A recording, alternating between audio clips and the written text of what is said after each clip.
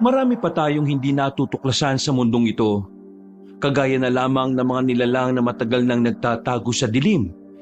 Isang mapagpalang araw po sa inyong lahat mga kabangers at mga kayanggaw. Ang kwentong ito ay hango sa tunay na pangyayari. Nangyari ito sa probinsya ng Quezon. Hinding-hindi ko makakalimutan ang karanasan na ito dahil ito ang naging dahilan para mas maintindihan ko kung ano talaga ang tunay na halaga ng buhay. Isa ito sa naging highlight ng buhay ko noon na talaga namang nananatiling buo sa memorya ko. Dahil sa karanasan na ito, nalaman ko rin na bukod sa ating mga tao, totoo pala talaga na nag-i-exist din ang mga nilalang na akala natin ay sa pelikula lang natin makikita. Kilalanin niyo na lang po ko bilang Marvin. Kabanong mga kabangers at mga kayanggaw, ito ang aking kwento. Pero bago tayo magsimula, kung maaari sana'y pindutin niyo muna ang subscribe button kung bago pa lang kayo sa channel nating ito. Mag-subscribe na rin po kayo sa iba pa natin mga channel na ang Pamela Clamil at Kabanong version 2.0. Kung wala po sa nabanggit ko ang pangalan ng channel at hindi po ang picture ko ang nakalagay sa profile pic, hindi po natin channel yon. Huwag po nating suportahan. Huwag po tayong mag-subscribe o i-unsubscribe po natin kung nakasubscribe na po tayo. Nagnanakaw po yon ng ating mga videos. Naglalambing po ko sa inyo na ang suportahan lang natin ay yung mga channel na nabanggit. Mag-iwan na rin kayo ng comment at pindutin na rin ang like button. Napakalaking tulong po sa ating channel ang gagawin niyo pong ito. Isang malaking suporta po yun sa ating channel na labis ko pong ipagpapasalamat. At ngayon, sa ating pagpapatuloy. Mas ba naman, Marvin? Ang layo ng biyahe natin para iharap ka sa parents ko. Tapos pagdating natin, ganun lang ipapakita mong asal sa kanila. Where's your manners? First may manner ba ka mo? Itanong mo yan sa parents mo. Kasi sa pagkakakala ko, hindi pa ako nagsasalita, iniinsulto na nila ako eh. Hindi mo ba narinig ang sinabi nila kanina, Elena? Ininsulto nila ang pagiging tendero ko ng buko sa Binondo. Ininsulto nila ang bagay na pinagkukunan ko ng kabuhayan. Tapos ngayon sasabihin mo, where's my manners? Sila ang unang nang bastos. E kung ganun pala, babastusin mo rin sila? Diyos ko naman. Wala akong ginawa. Nanahimik lang ako at hindi ko na sila kinibo. And that's the point. Nagpunta tayo all the way from Manila tapos hindi mo sila kakausapin? Tingin mo, anong impresyong mararamdaman nila for you? That's rude, Marvin. Matapos nila ako maliitin, ngayon gusto mong kausapin ko sila na parang wala silang ginawa sa akin? Ganun ba gusto mo, Elena? Ang baliwalain ng kabuhayan at nararamdaman ko? Alam mo, naiintindihan ko kung kakampihan mo mga magulang mo eh. Kung tama sila. Pero mali yun, Elena eh. Maling-mali. Hindi mo dapat minamalit ang kabuhayan ng iba porque nakakaangat ka sa buhay. Ganyan pa talaga kayo mayayaman? Tapos ngayon, issue na ngayon ang pagiging mayaman namin? Oo, kasi yun ang nakikita kong dahilan kaya ako minamalit ang magulang mo eh. At ikaw na kasintahan ko, wala kang ginawa para ipagtanggol ako sa kanila. Sa halip, mas kinakampihan mo sila eh. At binaliwala mong nararamdaman ko. Ewan ko ba sa'yo kung anong mahirap intindihin sa nangyari. Palibasa, sunod-sunuran ka sa mga magulang mo. Wala kang sariling desisyon sa buhay mo, kahit nang tanda-tanda mo na. Ay, nako, Diyos ko naman, Elena, oh. Mag-iisang taon na tayo eh. Hindi mo pa rin ba talaga alam kung paano poprotektahan ang relasyon na ito sa sarili mong paraan? Kasi ako, lahat ginawa ko para sa atin eh. Pero ikaw, hinahayaan mo lang na may makialam at sirain tayo. Well, hindi ko kasalanan kung ganyan ka. Palibhasa, bulakbol at hindi nag-aral ng maayos kaya ganyan ang buhay mo eh. Kung ganun man ang tingin sa'yo ng parents ko, hindi na nila kasalanan yon. Kasalanan mo yon. Kasi humarap ka sa kanila nang wala kang may pagmamalaki. Ah, ganun ba? Ganun din pala tingin mo sa akin. Di ako makapaniwala. Well, kung sa bagay, sino nga naman ako para kampihan mo? Isa lang naman ako magbubuko. Sige na, aalis na ako. Wala nang patutunguhan tong usapan na to. Naglakad na ako kahit na meron naman siyang dalang sasakyan, Kabanong. Nasa gilid lang kasi kami ng kalsada noon na mas piniling tumigil para mag-usap. Hindi ko na siya nilingon. Banas na banas ako sa ugali niya. Hindi ko maintindihan kung bakit hindi niya ako maintindihan. Ang simple-simple ng pinapaliwanag ko, pero sarado ang utak niya. Sa puntong yun, Kabanong, nagkaroon na ako ng pagdududa sa relasyon namin. Kasi kung hindi niya ako kayang ilaban sa mga magulang niya, parang hindi na rin tama na ilaban pa kung anong meron kami. Sumakay ka na. Delikado rito. Madilim sa daan ito at wala na gaanong dumadaan na sasakyan. Eh ano naman? Wala ka naman pakialam sa akin, di ba? This is Quezon. Hindi to Manila na kahit anong oras mo gusto yung maglakad, magagawa mo. Sige na, sumakay ka na. Ihatid na kita pauwi ng Maynila. Bahala ka. Ang arte mo? Sumakay ka na. Kahit huwag na tayo mag-usap ngayon, sumakay ka lang. Dahil kapag may nangyaring masama sa'yo rito, mas magkakaroon pa tayo ng problema eh. Bakit naman may mangyayaring masama sa akin dito? May nakita ka bang hold-upper dito? Wala, di ba? Sabi ng Ali kanina sa terminal, itong probinsya nyo ang pinakapayapa sa lahat. Naniwala ka naman, buwisit ka. Sumakay ka na nga. Sasagasaan kita kapag hindi ka sumakay. Ayoko nga! May aswang dito! Nang sabihin niya yon, napatigil ako sa paglalakad, Kabanong. Napatingin ako sa paligid. Nagmasid ako kung meron ng aswang kahit na alam ko namang tinatakot lang ako ni Elena.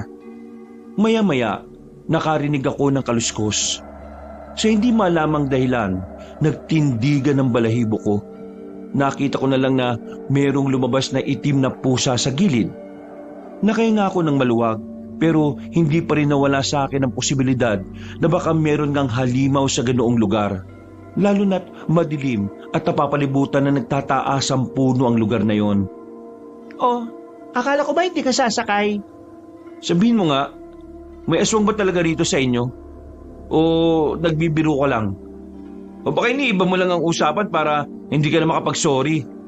Nagsasasabi mo, hindi ko iniibang usapan no. Nababanas pa rin ako sa'yo. Pero hindi rin basta-basta gawa ko lang yung sinabi ko kanina. May aswang talaga rito sa probinsya namin. Aswang ang potik. Moderno na panahon ngayon, no? May aswang pa rin? Kalokohan. Kung makapagsalita ka, akala mo hindi ka natatakot. Tingnan mo nga itsura mo, oh. Kabado-kabado ka, oh. Bakit naman ako kakabahan? Sa isang nilalang na hindi naman totoo. Totoo ang mga aswang. Nung bata pa ako, dito ako nakatira. Saksi ako nung gabi-gabing dumadalaw ang mga aswang sa bahay namin dahil buntis ang tiyahin ko. Kaya masasabi ko, totoo sila. At kahit na hindi na sila nagpapakita ngayon, marami pa rin ang nakakapagsabi na buhay pa rin ang mga aswang dito sa Quezon. Yung sinasabi na matatanda, sarcasm yun, kabaliktaran yun. Tinutukoy niya siguro yung panahon nila. Kasi nung panahon siguro nila, talamak ang mga aswang. Sus! Sige na, paandarin mo na yan. Takot ka rin pala eh. Tahimik na lang kami sa pagpapatuloy ng aming biyahe, Kabanong. Pauwi na kami sa tinutuluyan naming hotel sa bayan noon. Malayo-layo ang biyahe. Buti na lang, meron siyang sasakyan. Hindi kami nagkikibuan. Masama pa rin kasi ang loob ko sa mga sinabi sa akin ng mga magulang niya. Makalipas lang ang ilang minuto, nagsalita na siya ulit. Sorry. Magsosorry ka lang kapag sinabi sa iyong mali ka. Kahit kailan, hindi ka nagkukusa eh, no? Para kang babae. Nagsusorry na nga yung tao eh. Kapag ako nainis, ihuhulog ko tong sasakyan na to sa bangin eh. Huwag kang magbiro ng ganyan. Eh paano ang arte mo? Hindi ko kasi maramdaman yung pagiging sincere sa sorry mo eh. Oo na, sorry na. Sorry kasi hinayaan ko lang sila na ganunin ka. Siguro nga tama ka. Wala akong lakas ng loob para ilaban ka sa kanila. Buong buhay ko kasi, sila ang nagdidikta kung anong dapat kong gawin. Kaya lumaki akong takot na kontrahin sila. Di ka na bata, Elena. Nagtatrabaho ka na nga eh. Matuto kang ilaban tong relasyon na to sa kahit na sino. Kasi ako, hindi habang buhay kakayanin kong lumaban mag-isa. kailangan ko ng tulong mo. Hindi ko sinasabing maging suwail na anak ka. Ang gusto ko lang, ipakita mo sa kanila na hindi ka nagkamali ng pinili. Kasi sa totoo lang, nagsisikap ako para sa ating dalawa eh. Alam mo naman yun, di ba? Napatangon na lang si Elena. Sa pagkakataong yun, naramdaman kong medyo lumamig na rin ang tensyon na namamagitan sa aming dalawa. Napabuntong hininga na lang ako. Pero natigil ang biyahe namin nang meron kaming nakitang matandang lalaki sa daan. Meron siyang dinadampot na kung ano sa lapag. Oh, ano yung dinadampot na matanda? Teka nga. Anong gagawin mo? Malamang tutulungan. Wag. Ha? Anong wag? Di ka ba naaawa? Huwag nga sabi eh. Hindi mo naman kilala yan eh. Hindi rin tayo makakadaan kung hahayaan lang natin siya. Kaya tulungan na natin. Eh paano kung aswang yung isang yan? Aswang ang putik. Kakaganyan mo, magkakaroon ka na ng pakpak sa likod eh. Seryoso nga kasi. Eh seryoso din ako.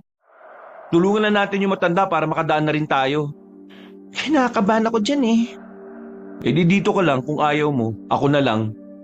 Mag-isa akong lumabas ng sasakyan kabanong nilapitan ko kagad ang matandang lalaki. Saka ko lang nalaman na nagkantatapon-tapon na pala ang mga kamatis na daladala niya.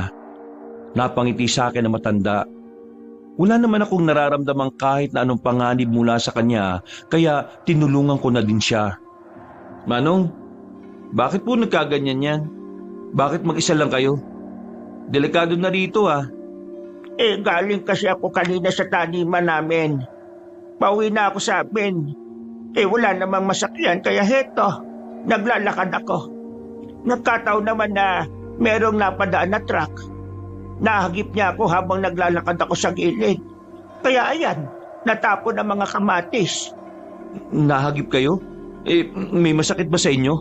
Gusto niyo po bang dalhin namin kayo sa ospital? Ako, hindi na. Ayos lang ako. Masakit lang naman ang balakang ko. Pero, yan lang. Mas matatagalan akong makauwi kasi mas mabagal ako sa paglalakad. Eh, saan po ba ang lugar ninyo? Gusto niyo bang ihatid na lang muna namin kayo? Ay nako, sigurado ka bang ayos lang talaga? Mukha naman hindi ayos sa kasintahan mo. Sandali lang ho. Kakausapin ko lang ho siya. Mahal, ihatid natin yung matanda sa kanila. Nahagip ng truck kanina eh. Nadali yung balakang niya. Hindi naman grabe pero syempre matanda na. Baka mas sumakit kapag malayo pa nilakad niya. Are you serious? You're picking up a complete stranger in this kind of place? Marvin naman, nagtitiwala ka kaagad. Diyos ko naman to. Ano magagawa ng matanda? Tingnan mo nga oh, parang uugod-ugod na nga. Di ka ba naawa? Pinag-iisipan mo pa na masama? Eh paano nga kung asong Wala ngang aswang, okay? Gawa-gawa lang yan. Kaya huwag ka na mag-isip dyan ng hindi maganda. Tara, tulungan natin yung matanda. Kapag may nangyari masama sa kanya sa daan, konsensya ko pa yan. Marvin naman. Kung gusto mong tanggapin ko, sorry mo. Tulungan natin ang matanda. Napabuntong hininga na lang ang kasintahan ko ng mga sandaling yun, kabanong. Wala na siyang nagawa. Pinasakay na namin na matanda at ang daladala nitong isang basket ng kamatis. Nako, napakabait niya naman. Ay siya nga pala, Alberto ang pangalan ko. Ako naman po si Marvin. Ito naman po yung girlfriend ko, si Elena. Ang galing ano? Ngayon lang ako nakakita ng babayang nagmamaneho. Kadalasan kasi yung lalaki. Bakit iho? Wala ka bang sasakyan? Ho? Wala po eh. Siya lang po ang meron. At saka, hindi pa po ako marunong magmaneho. Ay, ganun ba? Ay, maganda nga yan para maiba naman. Teka, bakit nga pala kayo gabi namimitas ng kamatis? Mas maganda siguro kung umaga para hindi kayo ginagabi. Mabuti na lang nadaanan ka namin. Kung hindi, baka hindi ka na nakauwi sa inyo. Masakit pa naman yung balakang nyo. Ay, ngayon lang naman ito, iho. Wala kasi ang kumpare ko na may tricycle. Madalas na siya ang inaasahan kong maghatid sa akin pa uwi. Ang kaso nga lang, may sakit siya ngayon. Kaya ayan, nagtiis na lang akong maglakad ng pagkalayo-layo. Yung pinagkukunan ko kasi ng kamatis sa bukid ng kapatid ko. Malayo naman ang bukid rin sa mismong bahay ko eh. Pero sa susunod huwag niyo na pong ulitin ha kasi delikado talaga. Paano na lang kung walang tumulong sa inyo? Isa pa, kapag nasagasaan kayo, iiwan lang din kayo dyan. Wala namang makakakita sa inyo eh. Kagaya na lang ng ginawa ng truck sa inyo. Pero teka, sigurado po ba kayong wala talaga kayong matinding galos? Wala naman. Daplis lang naman kasi. At saka, hindi naman mabilis ang takbo ng truck eh. Nasagi lang talaga ako at natumba. Iha, tahimik ka yata. Pasensya na't naabala ko pa ang inyong labing-labing ha. Ayos lang ho. Alam nyo, nung araw, parang ganito rin kami ng asawa ko. Gusto namin ng kakaibang labing-labing. Paano kakaibang labing-labing po? Kapag mag-aanuhan kami, nagpupunta kami sa gubat, sa dilim, sa kahit saan, basta hindi sa bahay. Ang pinakamasaya namin ginawa, sa taas ng puno. Pambihira. Sa taas ng puno? Paano nyo nagawa yun? Buti di kayo nahulog. Sana yan lang talaga, iho. Kung mag-usap kaming dalawa, Kabanong, para bang matagal na kaming magkakilala. Mas close ko pa yung matandang hindi ko namang kilala kaysa sa mga magulang ni Elena. Ang dami naming napag-usapan. Ang dami naming napagkwentuhan na para bang matagal na naming ginagawa yon. Habang si Elena naman ay tahimik lang. Hindi man lang kumikibo.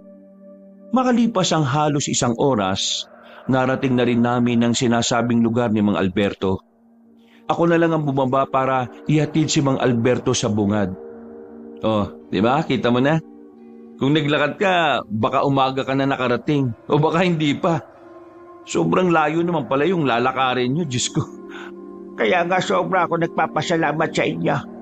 Kung hindi kayo napadaan, baka hanggang ngayon naglalakad pa rin ako.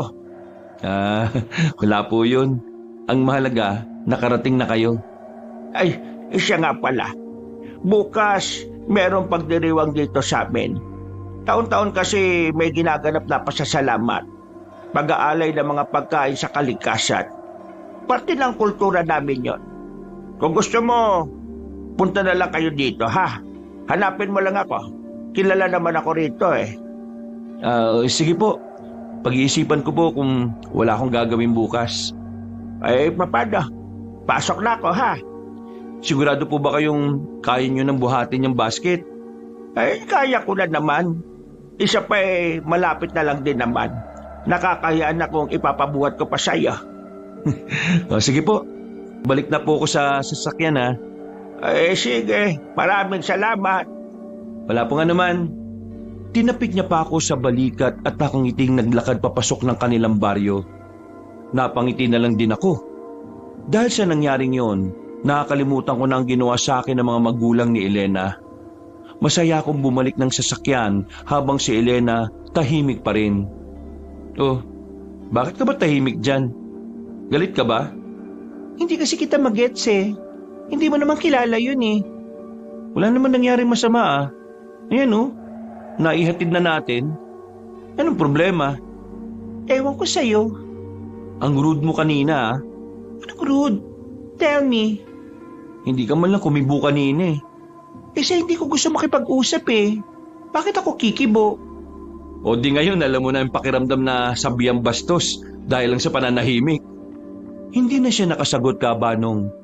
Pinaandar na lang niya ang sasakyan. Naging okay na rin naman kami na makabalik na kami ng hotel. Nauna siyang nakatulog. Habang ako, hindi pa rin mawala-wala sa isipan ko ang matandang lalaki. Kahit na nakahiga na ako, parang naririnig ko pa rin ang boses niya. Buo pa rin ang imahe ng mukha niya sa isip ko. Hindi ko rin alam kung bakit. Bandang 4:00 na ako ng madaling araw nakatulog, kaya tinanghali na rin ako ng gising. Pagbangon ko, wala na si Elena. Hindi na niya ako ginising. Meron kasi siyang kailangang puntahan na negosyo nilang sinisimulan. Akala ko ba ayos na kami? Umalis man lang ng walang papaalam . Mabuburyo na naman ako sa hotel nito. Bumangon na lang ako noon. Naglakad-lakad sa labas at kumain mag-isa. Hanggang sa dumating ang hapon. Wala akong ibang ginawa kundi ang tumambay at manood ng TV. Nakaramdam na ako ng pagkabagot. Sa hindi ko malamang dahilan, bigla na namang sumagi sa isip ko ang matandang si Mang Alberto. Naalala ko ang imbitasyon niya sa akin. Dahil gagabihin naman ng uwi si Elena, naisipan kong puntahan ang lugar nila Mang Alberto. Nasabi naman niya sa akin ang eksaktong lugar, kaya kampante naman akong alam ng mga tricycle driver ang baryo na yon. Nagbihis lang ako ng simpleng kasuotan, tamang spray lang ng kaunting pabango. Lumarga na ako. Hindi ko alam kung bakit parang wala man lang akong nararamdamang pag-aalinlangan. Kung tutuusin, hindi ako dapat nagtitiwala sa mga taong kailan ko lang nakilala. Pero parang may kakaiba kay Mang Alberto na hindi ko maipaliwanag na bagay na gustong-gusto kong malaman. Akong 6:00 na ng hapon na makarating ako sa baryo nila Mang Alberto. Kung tutuusin, hindi naman ako aabuti ng dilim. Ang kaso, nagkaligaw-ligaw kami. Hindi rin pala alam ng driver ang sinasabi kong lugar. Mabuti na lang talaga ay natandaan ko rin ang daan. Akala ko pa may celebration. Bakit parang ang tahimik naman dito? Mali ba ako nang napuntahan? Pero naalala ko ito eh. Ito yun oh. Itong arko yung nakita ko kagabi. Para makasiguro, pumasok na lang ako sa loob. Meron akong nakitang lalaki sa gilid. Natigilan siya sa ginagawa niya. Lumapit ako sa kanya at nagtanong. Nang sabihin ko ang pangalan ni Mang Alberto, may tinuro siya sa aking direksyon. Hindi ko alam kung bakit bigla na lang ako nakaramdam ng pangamba noong mga oras na yon. Pakiramdam ko, nakatingin pa rin sa akin ang lalaki habang naglalakad ako palayo. Tiningnan-tingnan ko ang mga kabahayan. Lahat ng yon ay nakasarado na. Pero may naririnig akong mga nagsasalita sa loob. Hindi lang klaro sa akin kung ano ang sinasabi nila dahil pabulong. Hindi nagtagal, narating ko na rin ang bahay na tinuturo sa akin ng lalaki. Mang Alberto? Mang Alberto? Si Marvin ho ito. Nandyan ho ba kayo? Makailang tawag pa ako sa kanya. Maya-maya lang, nakita ko na rin siyang lumabas. Malapad pa ang ngiti niya nang makita ako. Marvin, nandito ka na pala. Sino yung kasintahan mo? Bakit hindi mo isinama? May lakad po eh. At saka, hindi po yung sasama. Hindi po nun hilig sumama-sama sa mga ganito eh. Ay, siya, sige. Pasok ka na. Mang Alberto, matanong ko lang ho. Di ba ang sabi niyo sa akin, may ginaganap na pasasalamat dito sa lugar ninyo? Pero bakit parang wala naman ako nakikitang selebrasyon? Ay, nako. Hindi ko ba nasabi sa'yo? Hindi dito ang selebrasyon. Doon sa dulo. Doon talaga ginaganap ang pasasalamat. At maya-maya pa, may isang oras pa. Ganun po ba? Kaya po pala ang tahimik dito. Maupo ka na muna rito. Pagtitimpla kita ng kape. Tapos maya-maya lang dadalhin na kita ron. Nagugutom na kasi ako eh. Makikikain na tayo doon. Ay, nako, yan ang gusto ko. Ay, sandali lang ha. O sige po. Sandaling nawala si Mang Alberto. Pagbalik niya ay may dala-dala na siyang kape. Agad naman niya yung ibinigay sa akin. Medyo nilalamig ako nung mga sandaling yon, kaya lumagok na kagad ako. Habang nagkukwentuhan kami, naramdaman ko na lang na parang nahihilo ko. Akala ko nung unay dahil lang talaga sa puyat yun. Pero maya-maya pa, parang umikot na ang paningin ko. Marvin, ayos ka lang ba? Mang Alberto, parang umiikot ang paningin ko. Ano? Umiikot? Kasi, umiikot ang mundo. Yun ang huling salita na narinig ko mula sa kanya, Kabanong. Hindi nagtagal, nawalan na talaga ako ng malay. Paggising ko, naramdaman kong nakatali na ako sa upuan. Nataranta ako noon. Pagtingin ko sa paligid, nasa isang kwarto na ako. Mukhang bodega ang kwarto. Ang daming tambak. Sinubukan kong makakawala, pero hindi ko magawa. Sigaw ako ng sigaw kung may makakatulong sa akin, pero walang dumating. Tanging isang boses lang ng banyaga ang narinig ko sa loob ng kwarto. Will you please shut your filthy mouth? Napatingin ako sa gilid. Meron din palang isang nakatali. Isa siyang kano. Sa tansya ko, kasing edad na siya ng tatay ko.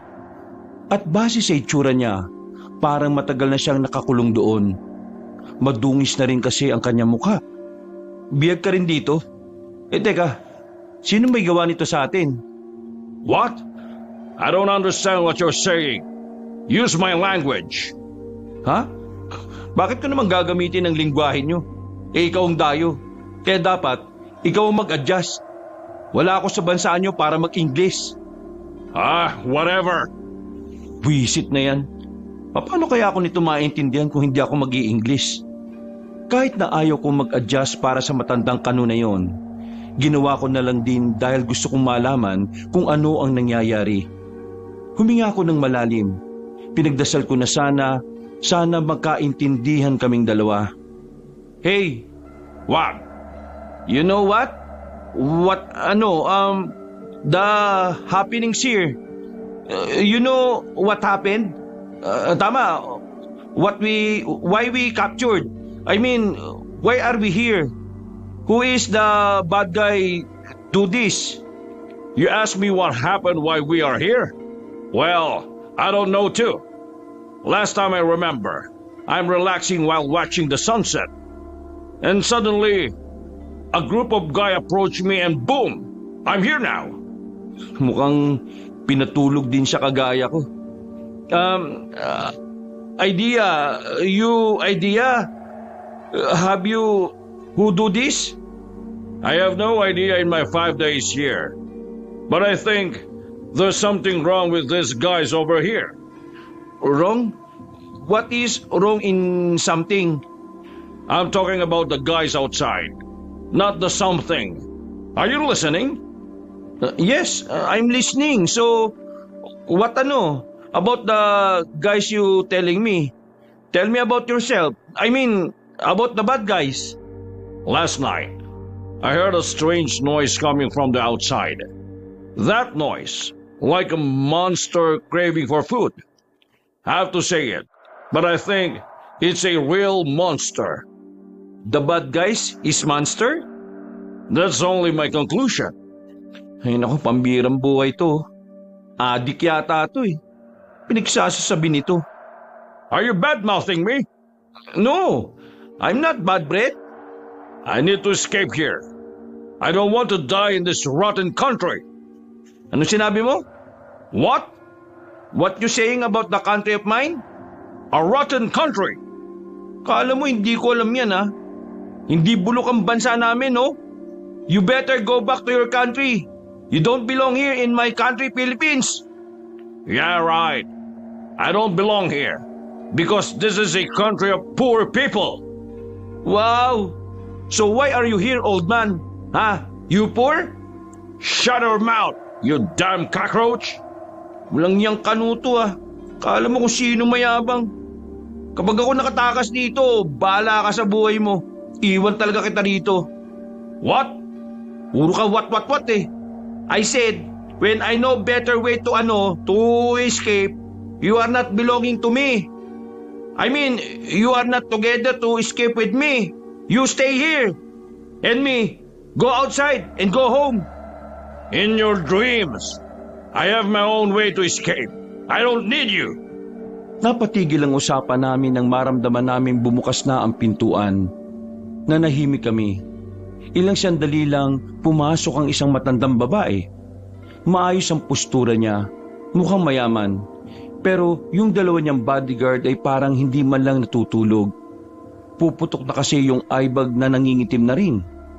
Mabuti naman at nagkamalay ka na. Teka lang Manang, nasan ba kami? Bakit kami nandito? Bakit pati ako nadamay? Anong ginawa mo sa akin at bakit ako nandito? Ko, may ginawa sa'yo? Hindi ako ang dahilan kung bakit narito ka. Hindi mo ba naaalala? Sandali akong napaisip at unang pumasok sa isipan ko si Mang Alberto. Dito ko na napagtanto na siya ang nagpatulog sa akin kaya ako nasa kwartong yun. Yung kape, tama. Pero bakit? Mamaya, magdadala rito ng maayos na pagkain. Kumain kayo ng marami. Habang wala pang iba niyong mga kasabay, kailangang maging malakas ang katawan ninyo. Pumunta lang ako rito para alamin ang kalagayan niyo. At masaya naman ako na nasa maayos kayong sitwasyon. Maayos? Maayos na to sa lagay na to? Nakatali kami? Wala kaming ibang magawa kundi magsalita? Ang bihag kapag binigyan mo ng kalayaan sa isang bagay, malaki ang tsansang makatakas. Yun ang dahilan kung bakit bibiglang ang pwede niyong magamit. Hey, ugly woman! What are you saying, huh? And who are you? Kung hindi mo kaya magsalita ng Tagalog, ay manahimik ka. Kahit kailan, hindi ako ang gagawa ng paraan para magkaintindihan tayo. Can you translate it to me, ugly boy? Bahala ka sa buhay mo. In English, it's up to your life. Sa oras na makumpleto na kayong 5, sisimulan na namin ang gagawin namin sa inyo. Ano ba kasing gagawin niyo sa amin? Malalaman nyo rin sa tamang panahon.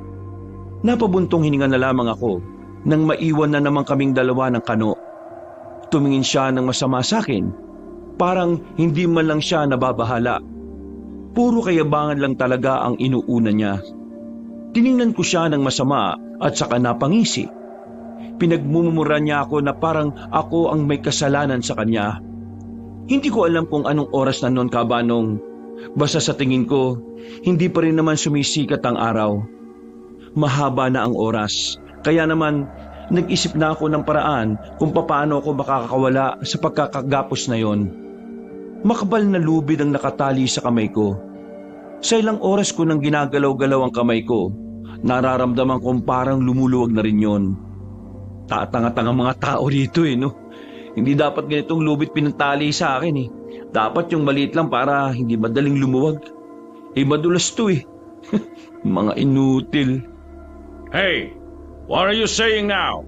Are you saying bad about me? Ha? Alam ko sa'yo.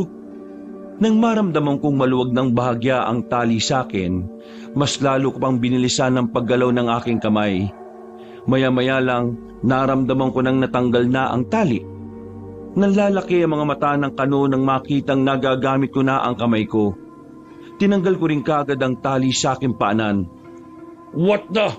How did you do that? How, di karabaw, batutin mo. What? Paano? I'm leaving na. Wait. How about me? I don't know. Maybe you can gawa-gawa paraan para ikaw takas-takas. Please, help me. You angry to me kanina? Now you please me? I'm so sorry. I'm just frustrated. Please help me. My family's waiting for me. Please, I know you're a good person. So please. Noong mga sandaling yon ay agad na natunaw ang puso ko. Malambot lang kasi ang kalooban ko lalo na pagdating sa matatanda. Kahit pa hindi naman natin siya kalahi, tingin ko kailangan niya rin namang mabuhay para sa pamilya niya. Isa pa, ayokong dalhin habang buhay sa konsensya ko pag may nangyaring masama sa kanya. Kaya naman madali ko siyang tinanggalan ng pagkakatali. Tuwang-tuwa siya. Kitang-kita ang saya sa kanyang mga mata. Ang maangas na kano ay parang biglang naging maamong tupa. Sa isip-isip ko, baka sadyang emosyonal lang siya kaya nagmukha siyang walang respeto sa ibang tao. Thank you, boy. You're an angel to me. You thank me later because we need to escape this hell. Putik, sakit na ng ulo ko kaka-English dito How can we escape this room? Outside that door, there's a man guarding us. I have an idea. Bumalik kami sa pagkakaupo. Nagkunwari kami nakatali pa rin. Gumawa kami ng ingay sa loob para mapukaw ang atensyon ng mga nagbabantay. Maya-maya lang, nagmamadali silang pumasok sa loob. Nanlalaki ang mga mata ng dalawang lalaki kahit wala namang nakakagulat. namumutla din sila na akala mo'y hindi nasisinaga ng araw. Kinausap nila kami. Titingnan na sana nila ang pagkakatali sa amin pero bigla namin silang hinampas ng kahoy sa ulo nang makalapit na sila. Dahil sa ginawa namin, nawalan sila ng malay. Ayos! Tara na! Wala na kaming sinayang na sandali, Kabanong. Lumabas kami ng silid na yon. Doon lang namin naalaman na ang kwartong yun pala ay natatanging nakatirik sa pwestong yon. Hindi sila parte ng bahay. Kwarto lang talaga. Dahil paglabas namin, kagubatan na pala. Meron lang kaming natatanaw sa di kalayuan ng mga tolda. Nasa palagay ko, doon nagpapahinga ang kasamahan ng mga bumihag sa amin. Follow me! Follow me! Bilis! Don't bagal-bagal ha! If you don't want to die! Where do we... Natigil ang sasabihin ni Mr. Campbell nang mapatingin kami sa gilid. Dahil sa liwanag ng lampara, nakita namin ang isang asong itim na nakatali sa gilid. Tumahol yun ng tumahol, dahilan para mabulabog ang ibang naroon.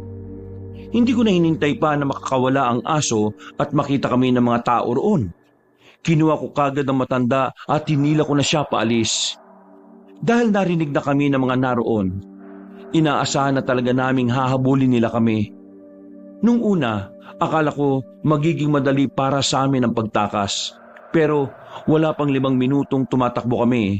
Nakarinig na kami ng malalakas na hiyaw at malalakas na angil na nagmumula sa kung saan. Tumigil kami para makapagpahinga ang matandang kano. Ano yun? I mean, what that? I told you, they are monsters! Monsters? Hindi nga. If you're not convinced, then go to them and check it. Hindi. We need to takas-takas na. You need to follow me. Hindi pa ako naniniwala sa sinabi niya noong mga sandaling yon. Nakatuon lang ang atensyon ko sa pagtakas. Mga ilang sandali lang, nakarating na rin kami sa kalsada. Makailang minuto na kaming nag-aabang ng masasakyan, pero walang dumaraan kahit na isa doon. Malas naman oh. Malas, meaning not lucky. Maybe you are malas. Malas ako dahil sa'yo, no? We're waiting here for nothing. We need to leave this area now. Okay, go, go, go, go, go! Nagmamadali na kami makaalis ng mga sandaling yon, Kabanong. Palingon-lingon kami sa paligid at sa mga gilid-gilid. Akala namin hindi na kami masusundan ng mga lalaki. Pero nagkakamali kami. Hindi nagtagal, nakarinig na kami ng malalakas na yabag ng paa. Mga kaluskos na talaga namang bumubuhay sa natutulog kong balahibo. Wisit! Nandiyan na sila! May kasama pa ako, ang hirap kausapin. Nakakainis naman buhay to, oh. Come on, Harry! Harry, ikaw ang mabagal dyan eh.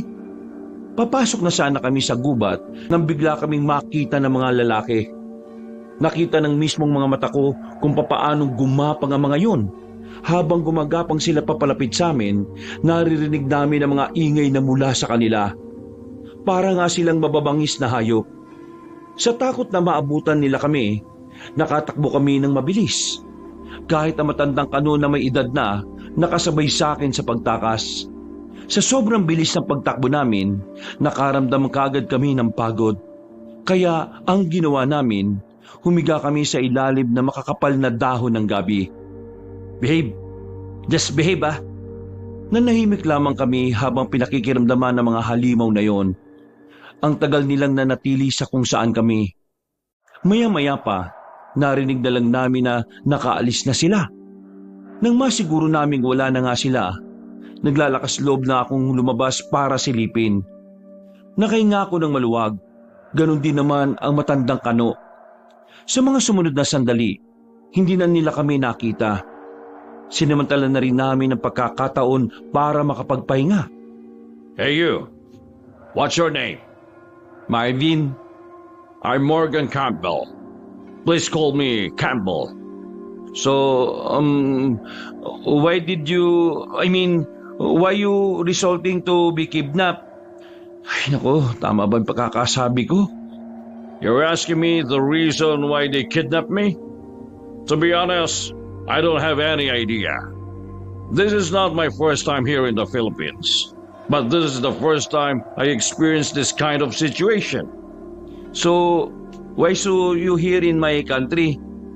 I just want my skin to be like yours. Ah, you want to be, moreno. Oo, tama, right. So, tell me what happened.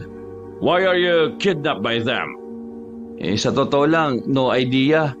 But I remember someone gave me coffee and I drink it, then I lost my humanity. Your humanity? I mean, putik. Paano ba to? I lost my ulirat. Nawalan ako ng malay. I passes by. I pass out. Pass in. Ano ba yun? Ah, because of that coffee. I see. Noong mga sandaling yun, akala ko talaga ay mabuting tao at mabait si Mr. Campbell. Maayos na kasi siyang makipag-usap sa akin. Hindi na niya ako minumura at nilalait. Hindi na rin niya nilalait ang Pilipinas.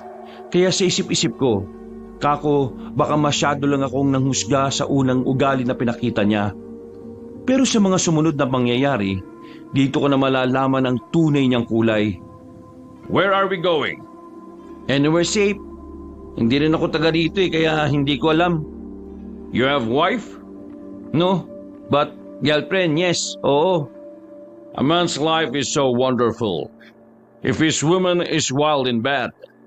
Sa sinabing niyang yun, ay medyo natigilan ako. Medyo nababastusan ako sa pananalita niya. Pero inintindi ko na lang. Baka kasi ganun lang talaga sa bansa nila. Baka normal lang sa kanila yon at yun ang kanyang kinasanayang kultura. Tinawanan ko na lang siya at hindi ko na masyadong ginawang issue pa yon. Sa aming paglalakad, nakita na naman namin ang kalsada. Sa pagkakataong yon, nagkaroon na kami ng pag-asa nang matanaw namin na may dumaan na sasakyan. Hindi man namin nahabol pero umasa kami na baka may susunod pang dadaan. Kaya naman nanatili lang kami sa gilid ng kalsada. Hey, about those monsters. You have any idea what it is? Sandali akong napaisip. Ang tanging pumapasok lang sa utak ko ay aswang. Bigla kong naalala ang sinabi sa akin ni Elena. Sa hindi malamang dahilan, nagtindigan ng mga balahibo ko. Aswang! As what? In Philippine, we have many monster. We call it mythical creature. Oh, I see. Sana makaligtas na kami rito. Para hindi na dumugo ilong ko kaka-English. Ay naku, visit naman talaga oh. You say something?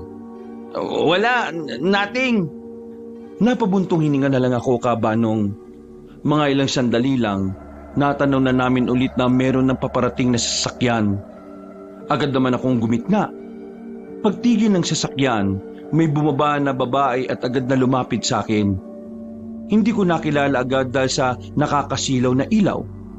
Naramdaman ko na lang na pinagsasasampalan niya ako. Sinipa niya rin ako. Nakilala ko lang siya na magsalita na siya.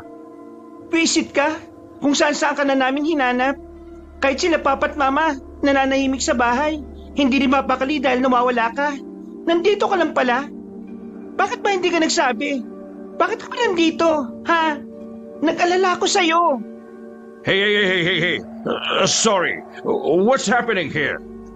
Napatigil sandali si Elena at tumarap kay Mr. Campbell. Iritado siya nang lumapit siya ron. Sino ka? I'm sorry? Hindi siya nakakaintindi ng Tagalog. Sino nga to? Mamaya ko na sasabihin sa'yo. Gusto ko na munang umalis dito dahil nasa panganib ang buhay namin. Kanina pa may humahabol sa amin eh. Mabuti na lang at napadaan ka dito. Tara na. Hindi ko na hinintay pang umalma si Elena. Nauna na akong pumasok sa loob ng kanyang sasakyan. Sumunod naman siya.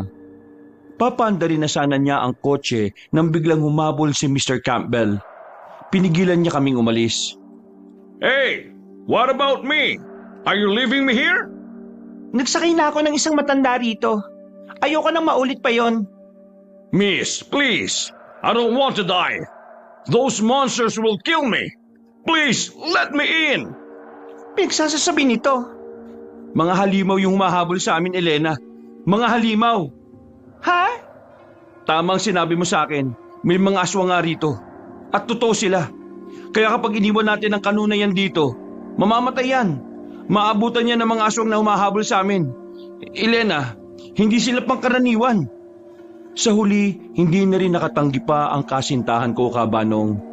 Natakot din naman kasi siya na merong mamamatay dahil hindi namin tinulungan. Pagpasok ni Mr. Campbell sa loob, napabuntong hininga na lamang siya. You know what, Marvin? Be thankful to God. You have a beautiful and kind partner. Thank you. I'm lucky for her. I'm lucky because I have my GF. Huwag ka na nga mag-English. Nakakairita pakinggan eh. Hindi nga nakakaintindihan ng Tagalog eh. Paano ko maintindihan yan? Ano nga ba nangyari? Bakit hindi ka nakauwi? Ano yung sinasabi mo kanina na totoo mga aswang? Naalala mo yung isinakay natin matanda, si Mang Alberto? Inimbitahan niya kasi ako na meron daw pasasalamat sa baryo nila. Kaya yun, pumunta ako. Pero hindi pala yung totoo. Ang balak pala niya, isama ako sa magiging bihag nila. Nakatulog ako nung painumin niya ako ng kape. Paggising ko, magkasama na kami ng matandang kanuna yun sa isang bahay. Nalaman namin na aswang ang mga naroon nung hinahabol na nila kami. Yan kasi katangahan mo eh. Sinasabi ko na kasi sa yung huwag kang magtitiwala sa hindi mo kilala. Hindi ka rin naman taga rito tapos magpapauto ka. Paano kung hindi pala kayo nakatakas? Di wala ka na. Ginawa ka na nilang pagkain. Ay naku, ano ka ba naman Marvin? Minsan nga gamitin mo yung utak mo kaysa sa emosyon mo. Mapapahama ka sa kagagawan mo eh. Oo na, sige na. Alam ko namang kasalanan ko mga nangyari. Pero tapos na yun, no? Nangyari na. Nandito na ako. Nakaalis na kami ron. Ligtas na kami. Pisit ka talaga kahit na kailan. Sa mga sumunod na sandali ay nanahimik na muna kami. Magaan na ang pakiramdam ko. Pero hindi ko alam, may paparating pa palang problema. Biglang naitapak ni Elena ang paa niya sa preno. Muntikan pa akong mauntog noon. Si Mr. Campbell naman ay napamura na lang din. Uy, anong nangyari? May nasagasaan yata ako. Oh girl, you're in trouble. Kahit na nababahala, bumaba kami ng sasakyan para tingnan yon. Pagsilip namin sa harapan, merong isang lalaki na nakabulagta. Nakadapa siya. Lalapitan na sana ni Elena ang lalaki pero pinigilan ko siya. Sandali, huwag kang lalapit. Baka mamaya Biglang bumangon ng aswang. Dali-dali itong lumapit sa amin. Pero bago niya pa kami makagat, sinapak ko na siya sa panga. Dahil doon, nagkaroon kami ng pagkakataong makabalik ng sasakyan. Bilis! Bilisan mo! Paantarin mo na! Ito na nga eh. What's happening? The aswang is here! Try to beat me and my girlfriend! Buong akala ko, titigilan na kami ng aswang na yon kapag nakaalis na kami. Ang hindi namin alam, nakasunod pa rin pala siya. Tumatakbo siya ng mabilis. At makalipas lang ang ilang sandali, nakita na naming marami na sila. Natataranta na kami nung oras na yon. Hanggang sa napansin na parang nawawala na sa kontrol si Elena sa pagmamaneho niya. Anong problema, Elena? Mahal. Natatakot ako. Yung manubela, ayusin mo. Mababangga tayo. It's the end. Damn it! Maya-maya pa, nakabig ni Elena ang manibela papunta sa gilid. May napasukan kaming maliit na daan na sakto lang ang sasakyan. Nang matanaw na namin ang ilog, saka lang napreno ni Elena ang sasakyan. Kung hindi, baka lumubog na kami sa tubig. Sinubukan niyang iatras ang sasakyan pero nakalubog na ang gulong nito sa malambot na lupa. Kaya naman sana namin gawa ng paraan yon, pero wala na kaming oras dahil paparating na mga aswang. Kailangan na nating umalis. Sasakyan ko. Saka na yan, balikan na lang natin. Disgusting. This is the worst couple. Shut up! Nakikisapit ka lang sa amin eh. Bago pa sila mag-away, bumaba na kami. Tumakbo na kami paalis. Nakapasok kami sa kagubatan. Noong mga sandaling yon, ramdam na ramdam ko ang kaba ni Elena. Nanginginig siya sa takot. Hinawakan ko lang ng maigpit ang kamay niya. Nang makalayo-layo na kami, tumigil na muna kami para makapagpahinga ni Mr. Campbell. Nasa kakahuyan kami. Nakatago lang sa naglalaki ang ugat ng mga puno. Dito na muna tayo. Hindi na ba tayo masusundan ng mga aswang? Hindi ko alam. Ang mahalaga, pansamantala tayong ligtas. Mamaya, saka na tayo magpatuloy kapag medyo lumipas na ang oras. Baka gumagala-gala kasi sila ngayon sa gubat eh. So, what do we do now? We stay here, making time pass away. Making time pass away. Pampalipas oras. Tama naman, di ba? Ay naku, sakit sa ulo ng mga naririnig ko sa'yo. Ikaw na lang kasi kumausap sa kanya eh. Ikaw naman marunong mag-English eh. What are you talking? We stay here. We need to buy some time for them to leave the forest. Okay, that's the better way to survive. Halos isang oras din kaming naroon. Nakaramdam na nga kami ng antok. Sumandal na muna kami sa puno para umidlip. Pero nagising na lang ako dahil narinig kong nagbubunga nga na ang kasintahan kong si Elena. Ah? Oh, bakit mahal? Eto ba't ko nangihipos ko? Ha? This ugly old man harassing me. No, I don't do that. That's not true. Ba't tarantado ka? Matapos ka naming isama rito para makaligtas, gagawin mo yan? Naramdam ko yung kamay niya. Hindi ako pwede magkamali. This is a misunderstanding. Let me explain. Explain? Wala kang dapat ipaliwanag. Nung unang pa lang may naramdaman na ako mali sa iyo eh.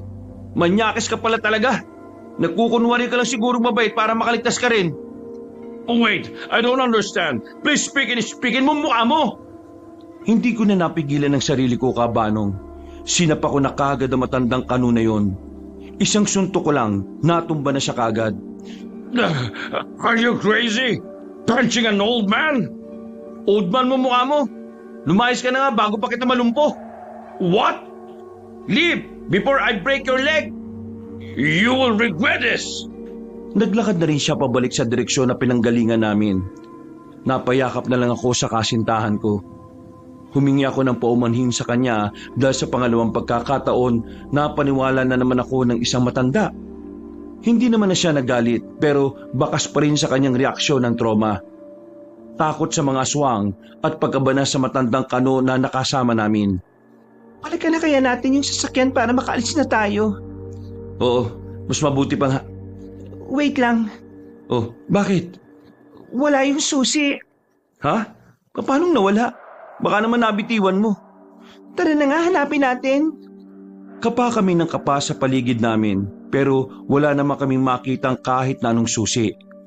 Noong mga sandaling yon, mas lalo na kaming kinabahan. Yung sasakyan na lang din kasi talaga ang tanging paraan para makaalis kami roon. Hindi kaya ano? yung matandang kano, hindi niya lang ako basta hinipuan. Kinuha niya yung susi sa bulsa ko. Ba't tarantado talaga yung matandang yun ah? Nagmamadali kaming bumalik. Alam namin na sa mga sandaling yun, ginagawa na ni Mr. Campbell na maalis ang sasakyan sa pagkakalubog ng gulong. Hindi nagtagal, narating na rin namin ang lugar. Nakita naming nakastart na ang sasakyan. Pero sa kasamaang palad, hindi siya makaalis. Nakalubog pa rin ang gulong. Lalapitan na sana namin siya nang biglang dumating naman ang mga aswang. At sa pagkakataong yon, kasama na ng mga yon si Mang Alberto. Ang matandang tinulungan ko pero may iba pa palang balak sa akin. Napatigil kami. Hinila ko si Elena papunta sa gilid. Bago kami umalis, napakinggan at napanood pa namin ang nangyari. Akala mong kayuhan ka makakatakas ka. Nasaan na kasama mo? I can understand Tagalog, please. Visit naman buhay dito. Sino marunong mag-English dyan? Kausapin nyo nga ito. Please, spare my life. I want to live more years. Please. Pasensya ka na. Ikaw ang natsempuhan Sige na, dalhin nyo lang isang ito. Bantayan nyo rin ang sasakyan na to dahil panigurado, babalikan nila ito para kunin.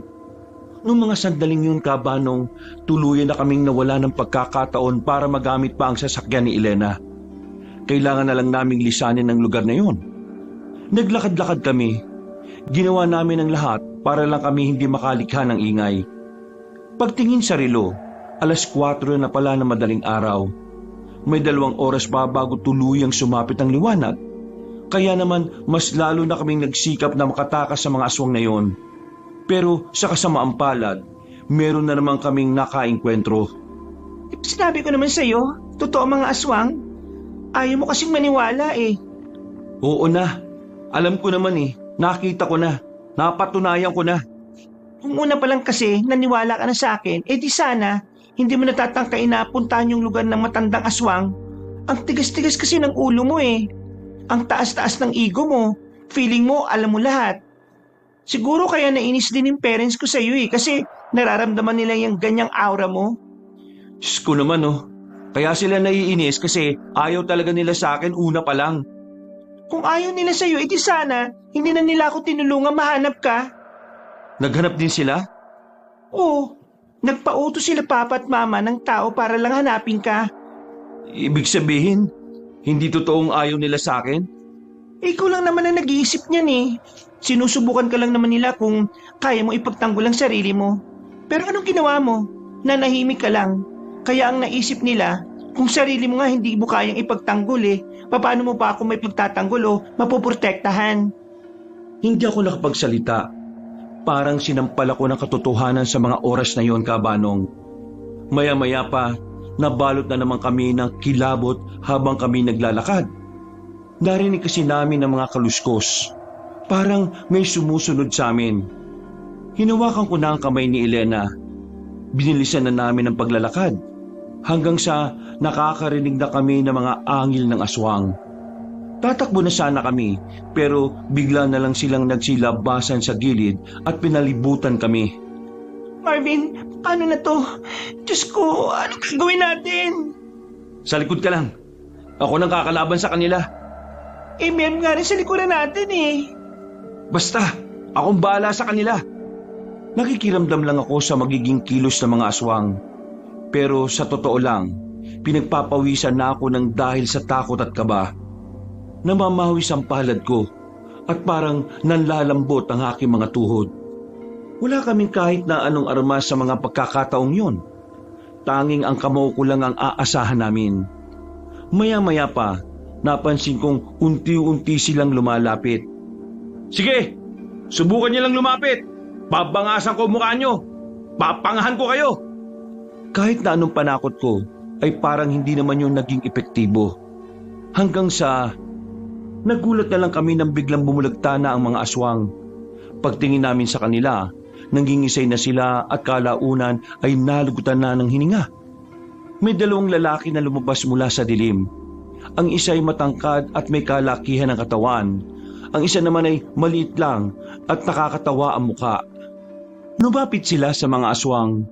Isa-isa nilang suriin kung buhay pa ba ang mga yon. Tumingin sila sa amin na parang sinusuri nila ng maigi kung sino kami at kung taga saan kami. Hindi kayo taga rito ano? Hindi. Naligaw kami rito. Hinahabol kami ng mga aswang.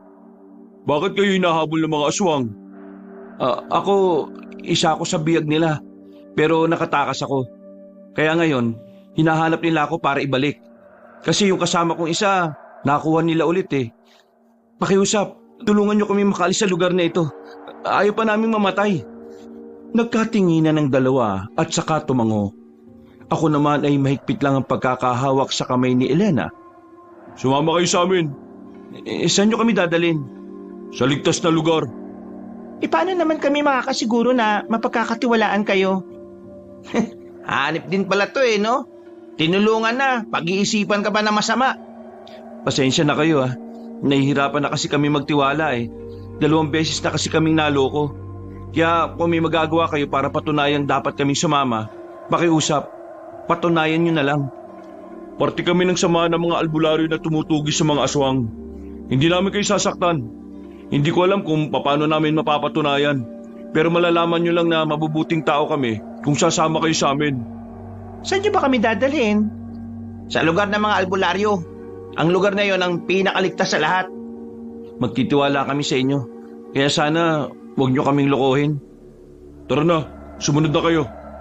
Nauna nang naglakad ang matangkad na lalaki. Parang wala lang sa kanila na meron silang pinatay na aswang.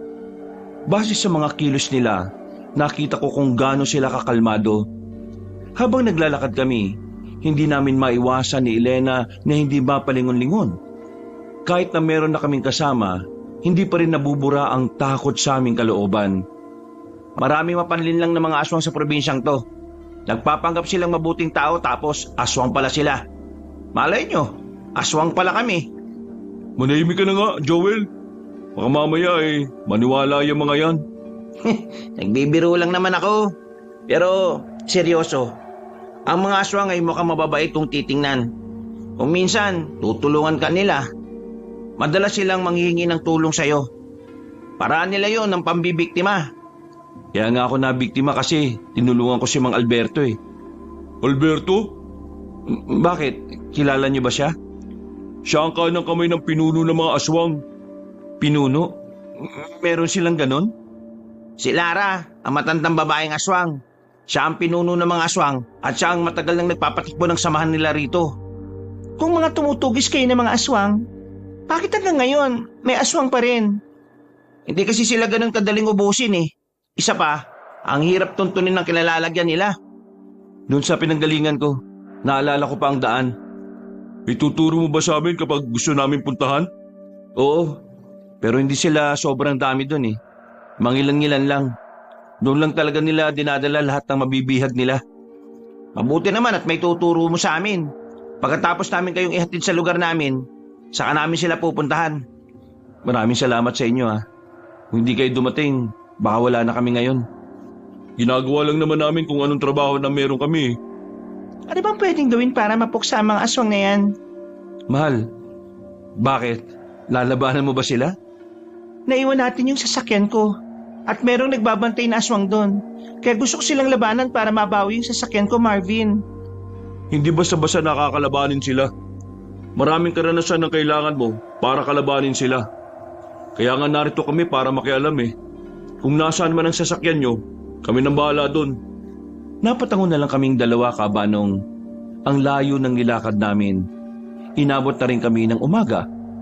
Nang marating na namin ang baryo, may matandang lalaki agad ang sumalubong sa amin. Parang mas matanda pa yata kay Mang Alberto ang matandang yon at kay Mr. Campbell. Magandang umaga. Sino mga kasama nyo, Waldo? Mga biktima sila ng mga aswang. Nakita namin sila sa gubat na pinalilibutan. Kaya iniligtas namin sila. At pinagdudutahan pa kami. Magandang araw. Ako nga si Toperno. Mang Topper ang tawag nila sa akin dito. Maraming salamat po. Ako po si Marvin. Ito naman po si Elena, girlfriend ko. Huwag kayong mag-alala. Dito sa lugar namin ay ligtas kayo. Halika kayo. Sumunod kayo sa akin. Pagpasok namin sa baryo nila, nakangiti pang nakatingin sa amin ang iba nilang mga kasama.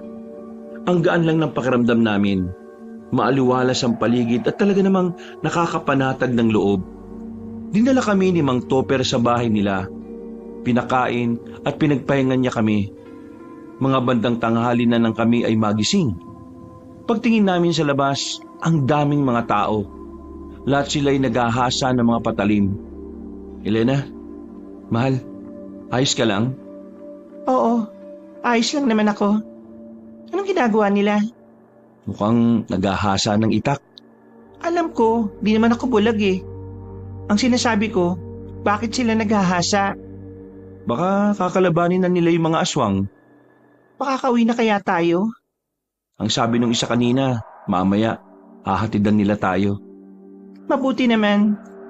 Sa wakas, makakauwi na rin tayo. Sana naman matuto ka na, di ba? Nakakabanas ka na eh. Pagtatalunan na naman ba natin yan? Oo, kasi dapat pinapaulit-ulit sa'yo para matandaan mo. Oo na, kainis naman to.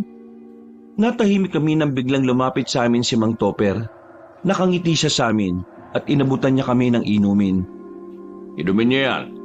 Pampagaan niya ng pakiramdam at pampakalma. Mang Topper, ano pong ginagawa nila? Bakit kayo naghahasa ng itak? Paghahanda lamang yan. Baka kasi mamaya mapalabang kami. Malita ko kasi, ituturo mo sa amin ang kinaroroonan ng mga aswang. Oo. Ituturo ko nga po. Mamaya naman, ipahatid ko na kayo kay Waldo at kay Joel. Makalipas ang ilang sandali, sinundo na kami ni Waldo at Joel sa pinapahingahan namin. Nakahanda ng lahat. May gagamitin na rin kaming tricycle para tuluyan ng makalis doon. Kumuhay pa kami bilang pasasalamat nang makalabas na kami ng baryo ng mga albularyo. Tahimik lang kami habang nasa biyahe. Mahal, pasensya ka na ha. Nadamay ka pa sa lahat ng ito. Nandiyan na yan eh. Huwag ka mag-alala. Palagi na ako makikinig sa'yo. Pangako yan. Abi dapat lang no. Sungit naman ito. Pakis nga. Tumigil ka. Landi agad ang inaatupag mo eh. Huwag kang makampante ah. Hanggang hindi pa tayo nakakauwi sa amin, hindi pa tayo ligtas. Oo na. Alam ko naman eh. Huminga na lang ako ng malalim. Makalipas ang halos 20 minutos, biglang nagpreno ng malakas si Waldo. Nagtaka naman kami kung bakit, kaya hindi ko na napigilang hindi tumingin sa labas. Pagtingin ko ron, nakita ko na merong nakaharang sa daraanan namin. Sino mga yan? Mga aswang. Ha? Mga aswang? Tanghaling-tanghali? Bakit? Anong tingin mo sa aswang? Walang shift sa umaga? Hindi ang ibig kong sabihin, hindi ba sila takot sa liwanag? Hindi naman sila natatakot sa liwanag eh. Kaya walang problema sa kanila umaga man o gabi. Diyos ko naman, ano gagawin natin? Kumapit kayo. Teka, anong gagawin mo? Biglang kinabig ni Waldo ang manibela pabalik. Nang humarurot na kami paalis, nakita ko pa sa likuran na humahabol na sa amin ng mga aswang. Para silang mga zombie sa mga horror movies na napapanood ko. Saan nyo? Teka, kapit! Halos lumipad na kami sa sobrang bilis ng pagpapatakbo ni Waldo Cabanong. Pero hindi pa man kami nakakalayo, biglang gumewang na ang tricycle. Dahil yun sa sobrang bilis ng takbo kaya lumuwag ang pagkakakabit ng gulong. May mga nadaanan din kaming mga lubak. Mabuti na lang ay hindi naman kami napahamak. Naihinto ni Waldo ng maayos ang sinasakyan namin. Wala na kaming magagawa nun kundi lumabas at iwan ang tricycle. Dito! Hindi na ba talaga pwede yung tricycle? Hindi na. Ma-aksidente lang tayo. Papira naman oh. Kumuha pa kayo ng service, sira naman. Huwag ka nang umangal. Iniram lang naman namin yun eh. Tumakbo kami papasok ng gubat. Mas mainam daw sa kagubatan dahil marami kaming pwedeng pagtaguan. Maya-maya pa, narinig na namin ang sigawan ng mga aswang. Habang kami naman, sandaling nagtago sa likod ng malaking bato. Huwag kayo masyadong kabahan. Kapag umaga, hindi ganun kalalakas ang mga aswang. Basta susunod lang kayo sa mga sasabihin namin ha. Walang mangyayari masama sa inyo. Pero paano kung manahimik? Tinikom ko na lang ang bibig ko noon, Kabanong. Hindi nagtagal, naramdaman na namin ang presensya ng mga aswang. Naririnig pa namin ang pagkahingal nila. Totoo nga ang sinasabi ni Waldo na kapag maliwanag, mahina sila. Ultimong pagtakbo ay kinakapaguran nila. Kaya nung oras na yon, alam ko na sa sarili kong may kaya akong gawin para sa kasintahan ko. Nakalagpas na sila. Tara, bilis! Nagmamadali kaming makalabas. Maya-maya pa, naramdaman na lang namin na meron ng sumusunod sa amin. Mautak ang mga aswang. Alam nilang naroon lang kami kaya hinintay lang nila kaming lumitaw. Sa pagkakataong yun, alam ko nang mapapalaban kami. Pre, peram nga ako ng isang itak. Bakit? Anong gagawin mo? Magsisibak siguro. Malamang. Pamprotekta. Ayoko namang tumunganga lang. Yan, maganda. May bayag ka rin pala eh. Binigay sa akin ni Joel ang isang itak. Mahigpit ang hawak ko ron habang nasa likuran ko si Elena. Maya-maya pa, hindi na nakatiis sa mga aswang. Gumapang sila sa mga puno at ang iba naman ay sa baba. Tumalon sila papunta sa amin. Pero sadyang magaling ang dalawang lalaki na sa harapan ko. Tinatapatan nila mga yon. Kitang-kita na sobrang sanay na sila sa ganong uri ng gawain. Dahil wala pang ilang minuto, sugatan na ang mga aswang. Habang nakikipaglaban sila, napansin ko ang isang aswang na marahang gumagapang sa gilid. Yung pala, sa amin pala ni Elena ang punta nila. Kaya nang lumundag siya, hindi na ako nagdalawang isip na tagain. Tinamaan ko siya sa balikat. Para siyang baboy na kinakatay nang dumaing siya sa sakit. Hindi pa ako nakontento. Nilapitan ko pa ang aswang at pinagtatataga ko ng bara-bara. Mga bisit kayo! Mga salot kayo! Ang sasakit nyo sa ulo! Marvin, ano ba? Tama na. Wala na yan, oh. Hinila ko ni Elena pabalik sa kanya kahit may ibang aswang pa sa paligid. Hinawi ko siya papunta ulit sa likuran ko. Nakatutok lang ang itak na hawak ko sa mga aswang. Ayos ah. Magaling ka naman pala eh. Hindi ako magaling. Gusto ko lang talagang protektahan ang babaeng mahal ko. Kilig betlog. Joel, magseryoso ka nga. May mga kalaban pa oh. Okay, tapusin na natin to. Pinagwawasiwas ni Joel ang itak niya. Puro ilag lang ang ginagawa ng aswang. Hindi sila makalapit dahil sa husay ng dalawa. Maya-maya lang, nakita na lang namin na kusa na silang umatras. Hindi pa ba natin sila hahabulin? Hindi na. Ang prioridad natin maihatid kayo kung saan kayo dapat ihatid. Paano? Sira ang tricycle? Sumunod lang kayo sa amin. Gagawa namin yan ng paraan. Bago kami umalis Banong, pinasadaan ko pa ng tingin ng mga aswang na napatay. Kahit wala na silang buhay, kinikilabutan pa rin ako sa kanila. Nagmamadali naming nilisan ang pinangyarihan ng labanan. Naglakad kami at hinanap ang palabas sa gubat. Pero ang hindi namin alam, may mangyayari palang hindi inaasahan. Matagal na ba kayo magsyota? Tanong lang naman ha. Gusto ko lang maiba ang iniisip nyo para maging kalmado utak nyo. Matagal-tagal na rin kami. Mag-iisang dekada na. Oh, ang tagal na rin pala. Bakit hindi pa kayo magpakasal? Ayaw pa kasi yata ng isang to eh. Wala man lang singsing na ibinibigay. Yun naman pala pre. Ikaw naman pala ang problema eh. Joel, alamin mo boundary mo ha. Hindi mo sila kilala. Kakakilala lang natin sa kanila kagabi. Naku naman, wala naman akong tinatanong na masama ah.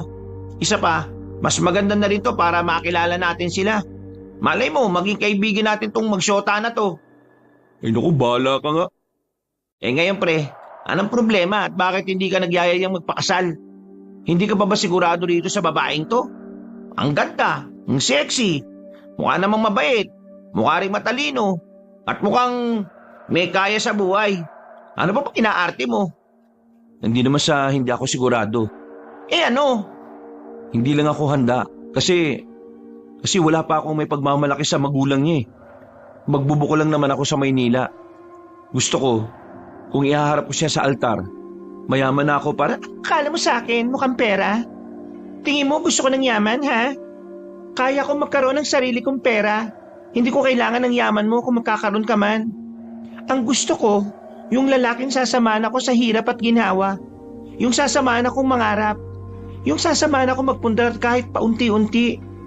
Hindi ko kailangan ng marangyang buhay, no? Kahit simple lang, masaya na ako. Tapos, yan palang iniisip mo? Hindi naman sa ganun. Ang gusto ko lang naman maging komportable ang buhay mo kapag mag-asawa na tayo. At mangyayari lang yun kapag kaya ko nang ibigay ang mga pangangailangan mo. Ang sabihin mo na lang, ayaw mo lang talaga. Dano pang dahilan. Elena naman. Huwag mo nga ako hawakan. Tingnan mo na ginawa mo, Joel. Pinag-away mo lang Ha? Wala naman ako ginagawang masama ah.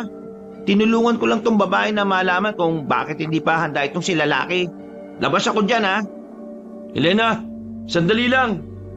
Bahala ka sa buhay mo. Uy! Huwag kayong lalayo ha. Hinabol ko si Elena Banong. Ang bilis ng paglalakad niya. Maabutan ko na sana siya nang biglang may lumitaw na aswang sa harapan niya. Binuhat siya at saka lumundag ng pataas. Sa sobrang gulat ko, para akong napako sa kinatatayuan ko. Hindi na ako nakapagsalita Banong. Naramdaman ko na lang si Waldo at Joel sa likuran ko. Oh, nasa nakasintahan mo? Uy, magsalita ka. Si Elena. Ano? Sabihin mo. May lumabas na aswang. Dinagit siya. Yan na nga ba sinasabi ko Uy! Hindi ko na sila pinakinggan. Sinubukan kong habulin ng aswang na kumuha sa kasintahan ko. Pero ilang minuto na akong tumatakbo, wala na akong inabutan. Nakaramdam na ako ng pagod saka lang ako natigil. Nanlalambot ako sa gilid. Hindi ko alam ang gagawin ko, Kabanong. Para akong pinagsakluban ng langit at lupa. Nakatulala lang ako sa lapag. Parang lumulutang ang isip ko. Natauhan lang ako nang marinig kong tinatawag na ako ni Waldo at ni Joel. Pagkakita ko sa mukha ni Joel, mabilis na nag-init ang ulo ko. Tumayo ko't sinapak siya kaagad. Ang tigas ng mukha niya, Kabanong. Kaya kahit malakas ang suntok ko, ako pa rin ang nasaktan. Tiniis ko na lang at nagkunwaring walang naramdaman. Ano ba problema mo, ha? Ikaw ang problema ko. Wala akong problema, baka ikaw meron. Ikaw ang problema ko. Kung di mo sana binuksan yung usapan na yun, hindi sana magkakaganito eh. Di ka dapat nakikialam. Wala kang alam. Di ka naman namin kilala. Hindi mo kami kilala. Nakialam ba ako? Nagtanong lang naman ako, ha? Sumagot ka naman, di ba? At hindi naman nagalit ang syota mo sa tanong ko. Ikaw lang naman ang nanggagalaiti ng ganyan eh. Tanga ka ba talaga? O nagtatanga-tangahan ka lang? Hindi tong tamang oras para pag-usapan ng mga personal na bagay na hindi mo naman dapat iniintindi. May girlfriend ka ba? Malamang wala, no? Kasi kung meron, hindi ka naman siguro ganyan eh. Siguro, kaya wala kang syota kasi ganyan ang ugali mo. Hoy, magdaan-daan ka sa pananalita mo, pre. Di mo ako kilala. Mismo, hindi kita kilala. Hindi natin kilala ang isa't isa. Kaya sana man lang maging mabuti ka sa amin. Bakit? Anong ginagawa namin? Kabutihan to, di ba? Inililigtas namin kayo. Niligtas namin kayo kagabi. Hindi porket niligtas mo kami, pwede nyo na kaming pakialaman. Kasalanan mo lahat ng to, Joel eh. Kapag may nangyaring masama sa girlfriend ko kahit na albularyo ka pa o ano pa man, hindi ako magdadalawang isip na patayin ka. Kahit na anong paraan na maiisip ko. Hoy, pinagbabantaan mo ba ako? Tama na yan. Wala tayong mapapala kung mag-aaway kayong dalawa. Ang mabuti pa, sundan na natin ang direksyon kung saan dumaan ang aswang. Nasasayang ang oras natin sa pagtatalo nyo eh. Hindi na ako nakipagtalo pa. Tama si Waldo. Mas makabubuti kung gagawa na kami agad ng paraan para mabawi si Elena. Pinagpatuloy namin ang paglalakad. Kahit sobrang nag-aalala na ako para sa kanya, pinitpilit ko pa rin ikalma ang sarili ko. Kailangan kong makapag-isip ng maayos dahil buhay na ng kasintahan ko ang pinag-uusapan. Sa kakahanap namin, inabot na kami ng dilim sa kagubatan. Ang pag-uwi na sana namin sa Maynila ay nauwi lang din sa isa pang problema. Pare, gusto ko sanang humingi ng dispensa sa ginawa ko kanina. Alam ko, masyado ako naging pakialamero. Pero sa totoo lang, natutuwa lang kasi ako sa inyo eh. Hindi ko inakala na mali na pala yung pinagtatatanong ko. Galing ako sa mahirap na pamilya. Yung tatay ko, hindi nagsikap sa buhay. Inasawa kaagad si mama kahit walang matinong trabaho. Kaya ang ending, mahirap ang buhay namin. Ayoko maging katulad ng tatay ko. Kaya hanggat maaari, gusto ko na kapag nagsama kami ni Elena, wala na siyang dapat intindihin pa sa buhay. Nagsisikap naman ako para umunlad eh. Pero hindi ganun kadaling umunlad. Okay. Ngayon naiintindihan ko. May punto ka naman eh. Meron kang pinaghuhugutan. Para alam mo pre, tama ang kasintahan mo eh. Minsan, mas maganda ang simpleng buhay. Yung kahit hindi kayo mayaman, yung kahit hindi mag-aara ang pamumuhay niyo, basta makakakain kayo ng 3 beses sa isang araw. Ang pinakamahalaga naman, magkasama kayo sa kahit na saang punto ng buhay niyo eh. Siguro nga tama siya. Siguro nga masyado lang akong nag-aalala para sa kinabukasan namin.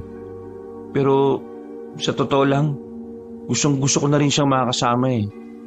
Di bale, kapag natapos tong problema na to at kapag nabawi na natin siya, yayayain ko na siya magpakasal. Alam kong hindi nyo naman kami kilala pero sana imbitahan nyo rin kami dun ha. Matapos mo silang pag-awayin, gusto mo imbitado ka? Kapal rin naman ang mukha mo eh no? Makikikain ka lang eh. Ayos lang. Imbitado pa rin kayo. Basta, ipangako nyo, tutulungan nyo ako mabawi ang girlfriend ko Huwag kang mag-alala, pre. Hindi tayo titigil hanggat hindi natin nababawi syota mo. Tinapik niya ako sa balikat. Kahit na papaano, gumaan na rin ang pakiramdam ko. Sa aming pagpapatuloy, meron na rin kaming natanaw na liwanag at may nakita kaming apoy. Marahan kaming umupo at nagmasid. Nang makumpirma namin na mga aswang nga ang naroon, inihanda na namin ang aming sarili. Mukhang wala rito si Elena mo, pre. Pero kailangan natin silang patayin. Hindi nila tayo pwedeng maunahan. Tama. Sa nakikita ko, parang silang nakatoka na magronda sa gubat para maghanap ng mga kagaya nating albularyo. Doon tayo dadaan sa gilid na yun. Hindi nila tayo pwedeng maramdaman. Kailangan natin makarating sa likuran ng tolda. Ibig ba nitong sabihin, dahil gabi na, malakas na sila ulit? Oo, ganun na nga. Kaya dapat magdoble ingat tayo ngayon. Marahan kaming naglakad habang nakayuko kabanong. Nagtago kami sa mga makakapal na dahon sa gilid. Sinamantala namin ang pagkakataon na abalang-abala ang mga aswang sa pinagkukwentuhan nila. Nang makalapit na kami, sumilip kami sa loob ng tolda. Wala kaming nakitang aswang doon. Kaya naman, alam na namin ang bilang nila. Dahil 6 lang naman sila, malakas na ang loob namin na palaga ng mga aswang. Ngayon na! Nagulat sila nang bigla kaming lumabas sa loob ng tolda kabanong. Pinagtatataga kagad namin sila. Sa kanilang pagkagulat, hindi na nila nagawa pang makaiwas. Tinamaan sila ng itak namin. Gumapang pa ang iba papalayo. Pero hinabol namin sila. Marvin! Sa gilid! Paglingon ko sa gilid, nakita kong papalapit na sa akin ang isang aswang. Kahit sugatan yon ay mabilis pa rin ang kanyang kilos. Pero nagawa kong mailagan ang pagkalmot niya sa akin. Dahil doon, nakakuha ko ng tamang pagkakataon. Tinaga ko ang aswang at tinamaan naman siya sa likod. Nasubsob sila. Hindi na ako nagsayang ng pagkakataon. Pinagtatataga ko siya ng marami hanggang sa tuluyan na siyang mamatay. Buwisit kayo!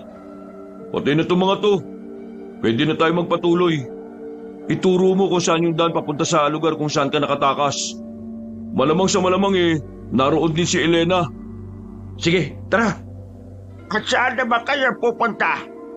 Napatigil kami sa paglalakad nang marinig ang tinig na yun ng matandang lalaki. Pamilyar ang boses niya sa akin kaya agad naman akong napaharap. Kumulo agad ang dugo ko. Gusto ko siyang sapakin pero tinapik ako ni Waldo para kumalma. Hinahanap pa ba ang kasintahan mo, Marvin? Saan mo dinala si Elena? Kumari ka pa. Para namang hindi mo alam. Pero ka mag-alala. Buhay siguro siya ngayon. Hindi pa kasi nakukumpleto ang kailangan namin. Kulang pa ng isa. Walang iya kayo! Mga demonyo! Papatayin ko kayo! Papatayin? Bakit? May kaya ka bang gawin? Ay, tanda! Lakas mo magsalita. Marunong ka bang magbilang? 3 kami, di ba? Tapos isa ka lang? Huwag kayong makampante. Aswang pa rin siya. Mas malakas siya sa atin. Buti pa itong isang ito nag-iisip. Wala naman akong pakialam Pupulbusin ko mukha nito. Nagmamadaling lumapit si Joel kay Mang Alberto. Sinubukan niyang tagain ang matandang aswang. Pero sa kasamaang palad, nakailag lang yon at sa halip nahahawakan niya si Joel at nagawa nitong itulak na malakas. Nanlalaki mga mata ko nang masaksyan ko yung kabanong. Hindi ko inakala na ganun kalakas si Mang Alberto kahit na matanda na. Alam mo ba mga taong hindi nag-iisip at ginagamit lang ang tapang siyang unang namamatay sa labanan? Nakacham ka lang. Joel, tumigil ka muna. Hindi natin siya matatalo kung padalos-dalos ka lang. Ana, tapos na ba kayo? Kasi ako naman ang aatake. Hindi ba ako tapos? May dinampot si Joel sa gilid. Isang bato. Pinukol niya sa direksyon ni Mang Alberto. Hindi yung tinamaan, pero kinuha ni Joel ang pagkakataong yon para makalapit. Dahil hindi nakatuon ang atensyon ng matanda sa bato, nawala sa isip nito ang paglapit ni Joel. Tinaga siya ni Joel, pero daplis lang ang tinamo ni Mang Alberto. Magaling ang ginawa mo, iha. Hinati mo ang atensyon ko. Ang kaso, Babagal ka pa rin. Hindi na naituloy ni Mang Alberto ang sasabihin niya nang si Waldo naman ang umatake. Sa puntong yun, mahabang hiwa ang nagawa niya sa likod ng matandang aswang. Namula agad ang mata ni Mang Alberto dahil sa sugat. Hindi niya inakalang magagawa yun sa kanya ni Waldo. Kaya naman hindi na ako nagsayang ng oras. Tumakbo ko ng mabilis. Tinaga ko rin siya pero nakailag siya. Wisit naman! Malas! Anong akala niya? Mapapatay niyo ako dahil sa mga paghiwa-hiwa o pagtaga-taga? Magiging kanang kami ba ako kung madali lang ako mapapatay ng mga kagaya ninyo? Ha! Managinip na lang kayo ng gising! Biglang nangisay si Mang Alberto. Yung pala, unti-unti na niyang pinapakita ang kanyang anyo bilang isang halimaw. Humaba ang kanyang buhok. Ganon din ang mga binti. Pumangit ang mukha niya na parang bungo na ito. Isang gabunan! Ha? Gabunan? Ano yun? Isa sa mga uri ng aswang na may tuturing na malakas. Isang beses lang sila kumakain sa isang taon. Sa tingin ko, hindi pa siya nakakakain ngayong taon. Kaya dapat tayo mag-ingat. Mas malakas ang gabunan na gutom kumpara sa gabunan na busog. Hindi pala to biro. Ano? Nawiwindang na ba kayo? Nanginginig na ba ang inyong tuhod? Ngayon lang ba kayo nakakita ng kagaya ka? Wag ka nga feeling special. Nakakita na kami ng gabunan noon, no? Kaya hindi kami natatakot sa'yo. Gigil na lumapit si Mang Alberto kay Waldo at kay Joel. Sabay niya yung sinakmal gamit ang magkabilang kamay. Walang kahirap-hirap niya itong iniangat sa ere. Habang ako, natulala na lang sa nangyayari. Marvin, sabihin mo sa akin kung sino sa dalawang itong dapat kong tuluyan at kung sino sa kanilang isasama ko bilang kukumpleto sa aming pagkain. Pumili ka! Huwag kang makinig sa kanya! Tagayin mo! Marvin! Para akong natauhan nung makita kong namumula na ang mukha nilang dalawa. Kaya kahit natatakot ako, nilapitan ko sila para tagain si Mang Alberto. Umilag si Mang Alberto kaya napilitan siyang bitiwan si Waldo at Joel. Aba, matapang ka na ha? Wala akong pakialam kahit gaano ka ba kabangis. Kakaiba itong matandang to. Ayan natin yan! Sabay-sabay kaming umatake. Pero sa mga sumunod na sandali, napansin namin na parang nakikipaglaro lang si Mang Alberto. Hindi kami makatama sa kanya. Kinalmot niya si Waldo. Tinamaan yun sa braso. Si Joel naman ay nabalibag na naman. Tumamang likod sa makakapal na ugat ng puno. Ay, puisit! Tanggapin nyo na kasi, wala na kayo magagawa. Kung sumuko na lang sana kayo, edi hindi na kayo nasaktan. Edi sana nakauwi na ako at dadala ko na kayo para ipandagdag sa pagkain namin. Isa na lang ang kailangan nyo, di ba? Ako na lang. Anong sinasabi mo dyan? Kung mamamatay lang din naman ako, gusto kong kasamang mamatay ang pinakamamahal kong babae. Kaya Mang Alberto, ako na lang kunin nyo. Ang lokohan niyang pinagsasasabi mo, uy! Madali naman akong kausap eh. Edi, sige. Joel, Waldo, maraming salamat sa tulong na ginawa nyo. Masaya akong makilala kayo. Ano ka ba? Huwag ka nga magpatinag sa matandang yan. Hindi mo ba nakikita? Hindi natin siya kakayanin. Ayokong pati kayo mapahamak pa. Ako lang naman ang kailangan nila, una pa lang eh.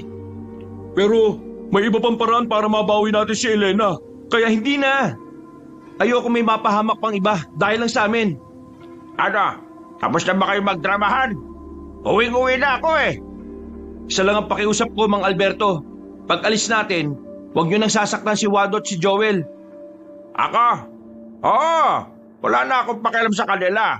Pero yung ibang aswang ewan ko na lang. Hindi ko naman sila masasabihan eh.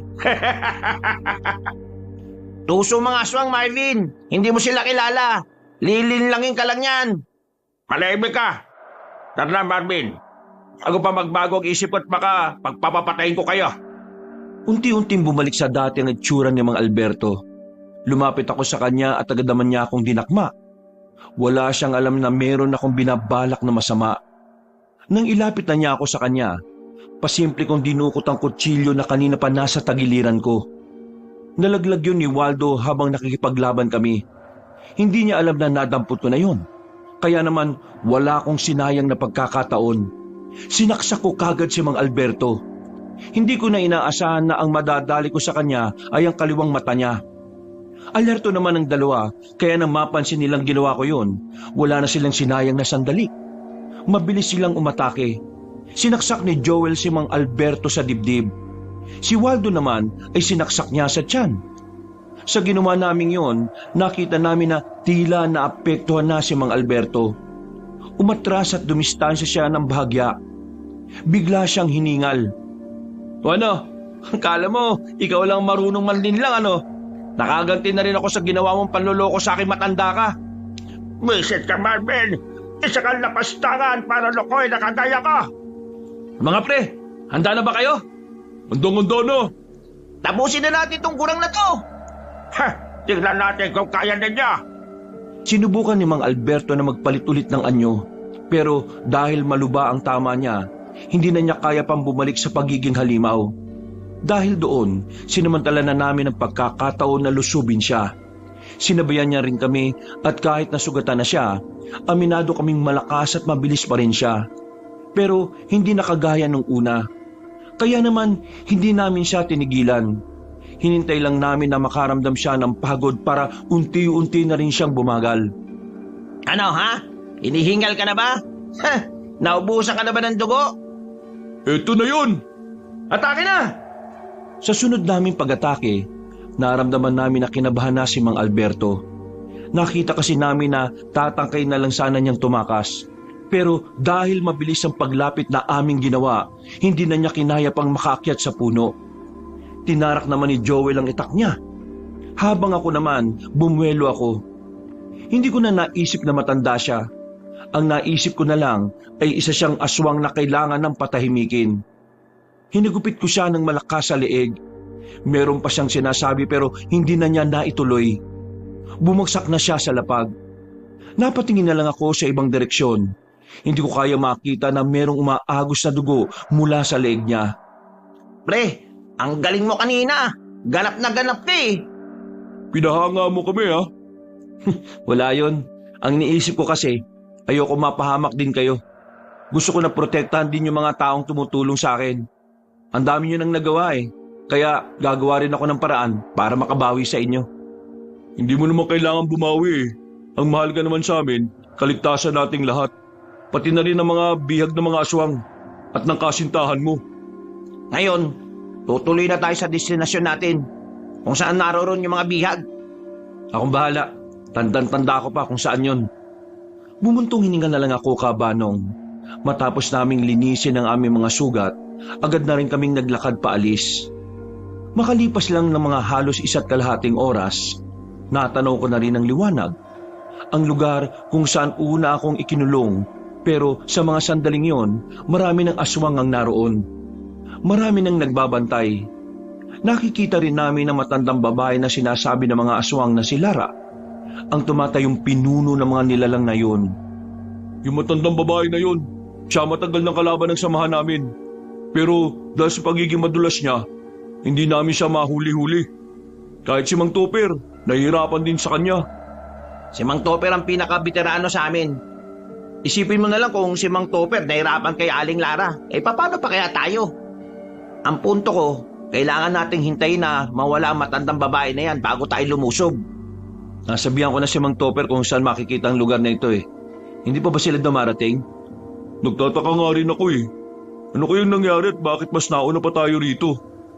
Kung ano man ang dahilan, hayaan na natin. Kailangan natin mag-focus dito. Sa parting yun, pwede na tayong dumaan doon. Huwag. Alam ng mga aswang na madalas sa mga madidilim na gilid dumadaan ng mga albularyo. Basang-basa na nila yan dahil ilang beses na namin ginawa yun noon pa. Saan tayo dadaan? Sa gitna? Hihintayin lang muna natin mawala yung matandang babae. Kapag nawala na sila, sa bungad tayo dadaan. Uunti-unti natin sila. Ang kailangan lang natin, dugo ng aswang. Dugo ng aswang? Bakit? Para saan? Ipapahid natin sa katawan natin para hindi nila malaman na tao tayo. Sa madaling sabi, iisipin lang nila na aswang din tayo. Ang tanong, paano tayo makakapatay ng isang aswang nang hindi sila nabubulabog? Yun ang dapat nating isipin. Dapat pala, pinaligo na natin yung dugo na matanda kanini. Nawala rin sa isip ko eh. Hindi naman natin inaasahan na ganito sila karami dito ngayon. Nanahimik na lang muna kami sa kinalalagyan namin, Kabanong. Nakatanaw lang kami sa lugar at masusing nag-oobserba. Maya-maya pa, nakita na naming umalis ang matandang si Lara. Napabangon kami. Dumaloy na naman ang kaba sa kalooban ko. Makalipas lang ang 5 minuto, nagdesisyon na rin kaming lumabas sa lungga namin. Naglakad kami ng bahagya papunta sa bungad. Paano tayo makakalapit nito? Basta, isang aswang lang muna ang kailangan natin. May naisip ako. Ayun oh. Tinuro kong isang aswang na nasa labas ng arko. Naninigarilyo siya. Walang kasama. Kaya naman kumuha ko ng maliit na bato. Binato ko ang aswang. Tinamaan naman siya sa paa. Napatingin siya sa direksyon namin. Hinanda na namin ang aming mga sarili. Nang makalapit na siya, agad namin siyang sinunggaban. Binali agad ni Waldo ang leg ng aswang bago ito makalika ng kahit na anong ingay. Wala na kaming sinayang na pagkakataon. Agad namin pinunas ang dugo ng aswang sa bandang hita namin. Ayos lang ba ito o kailangan ko pang ihilamos? Ayos na yun. Ang malaga, amoy aswang na tayo. Huminga na muna kami ng malalim bago tuluyang lumabas. Kailangan namin magpanggap na aswang. Kaya binitiwan na muna namin ang mga sandata namin. Makakalata kasi sila kapag nagdala kami ng kahit na anong patalim. Hindi kasi gumagamit ang mga aswang ng ganon. Papasok pa lang sana kami sa bungad ng baryo ng mga aswang nang biglang may mga aswang na naglabasan sa gilid. Pumalibot sila sa amin. Pagtingin namin sa gilid, nakita namin na naroon sila Aling Lara. Nakangiting aso. Sinasabi ko na nga ba't hindi kayo makakatiis? Lalabas din kaya? Alam mong nandito kami? Malayo pa lang kayo. Naamoy ko na ang dugo ninyo. Hindi dapat kayo umapak sa lupain ito kung meron kayong mga sugat. Kainis, bakit ba hindi natin naisip yun?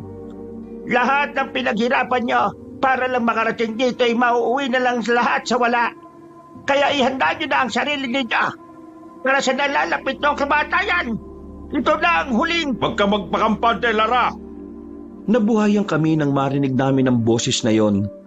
Pagtingin namin sa likuran namin, nakita na namin si Mang Topper at ang iba pang mga albularyo. Bumalik ang lakas ng loob namin. Agad din namang nagtabihan ng mga aswang. Saktong dating nyo, Mang Topper! Akala namin di na kayo darating eh. Meron lang kaming inasikaso. Binabagsak lang naman namin ang isa pang kuta ng mga aswang. Walang yaka talaga, Topper! Kahit kailan, napaka-epal mo talaga! Kumusta ka na, Lara? Ang hirap mong hanapin eh. Para kang palos. Masyado ka madulas. Hindi ka mahuli-huli. Para ka namang langaw. Kung nasa ng tae, naroon ka rin. Oo, kasi mukha kang ebak. Mga pre, ganyan ba talaga sila bago magpatayan? Nag-aasaran muna? Oo, ganyan talaga. Parang pelikula eh, no? Hindi talaga kumpleto ang laban kapag walang yabangan. Lara, tapusin na natin ito. Ako tatapos nito, Topper! Mga bata, alam niyo na ang gagawin ninyo. Mga aswang, wala tayong ititira kahit na isa sa kanila. Patayin ang mga yan! Marvin, sumunod ka sa amin ni Joel. Ang prioridad natin eh, mailigtas sa mga nakakulong. Tumango ako sa sinabi ni Waldo. Hindi nagtagal, nagsimula na rin ang sagupaan. Maririnig ang makakahalong sigawan at pag-angil. Ang tunog ng mga itak na tumatama sa kung saan-saan. Habang nagkakagulo sila, hindi na kami nagsayang ng sandali. Naganap na kami ng madaraanan pero biglang merong humarang sa amin. Isang aswang na maskuladong katawan. Ang ulo niya ay parang ulo ng kalabaw. Mukha talagang halimaw. Mabangis to! Mag-ingat kayo! Gaano kabangis? Basta mabangis! Yung mga ganyang aswang, malakas yan! Wala silang ibang alam kundi ang pumatay ng kalaban nila. Huwag ka lang kakabahan, Marvin. Kaya-kaya natin to. Oo, kaya natin to. Huminga ako ng malalim, Kabanong. Pagsigaw ni Waldo, sabay-sabay na kaming umatake sa aswang na yon. Pero tumalon lang ito papunta sa aming likuran. Sinubukan din naming dakmain. Buti na lang ay alerto kami kaya nakailag kami. May kabagalan siya dahil sa laki ng katawan niya. Pwede natin gamitin yon laban sa kanya. Oo nga. Eh di kung ganun, maghiwa-hiwalay tayo. Mahirapan siyang kumilos kapag magkakaiba tayo ng anggulo. Sinunod namin ang sinabi ni Waldo. Napansin agad namin na parang hindi komportable ang maskuladong aswang sa pwesto namin. Isa yung indikasyon na talagang magiging epektibo ang naisip naming paraan para matalo siya. Maya-maya pa, sabay-sabay na kami ulit na lumapit sa kanya. Pero nakatalon lang siya.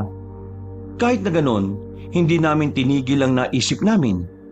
Palagi lang namin siyang pinapalibutan hanggang sa napagod na lang kakatalo ng aswang. Sa sunod naming atake, nasalunan niya ang pagtaga na aming ginawa. Nung mga oras na yun, inakala naming matatalo na namin ang kalaban namin. Pero nagkamali kami. Kahit naduguan na siya, kinakaya pa rin niyang makabangon. Galit na galit ang aswang na yon. Siya naman ang lumusob sa amin. Kinagulat namin dahil parang mas lalo siyang lumakas. Nahawakan niya si Waldo. Nakipagpambuno si Waldo pero hindi siya nanalo. Tumilapon lang din siya habang may mahabang kalmot sa bandang hita.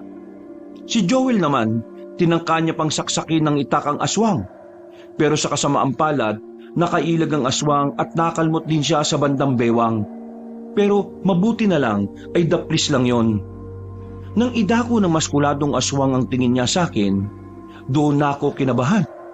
Nagtayuan ng mga balahibo ko kabanong. Umarangkada na naman ang kaba ko. Pero sa puntong yon, iniisip ko na lang na kailangan kong tapangan para sa minamahal kong babae. Kailangan kong mailigtas si Elena kahit na anong mangyari. Di ako natatakot sa'yo. Hindi! Sige! Lumapit ka! Wala akong pakialam. Gagawin ko ito para kay Elena. Manta ka! Iniamba ko ang hawak-hawak kong itak. Tumakbo ko palapit sa aswang. Buo na sana ang tapang ko.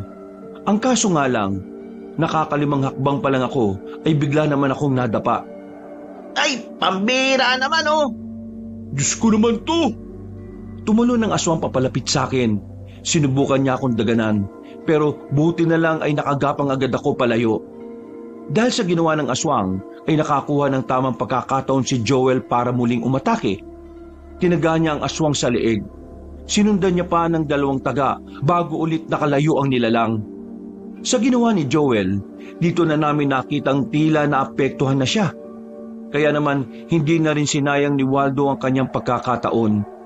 Pinilit niyang makatakbo palapit sa aswang at saka hinataw ito ng malakas. Nahiwa ang aswang sa dibdib.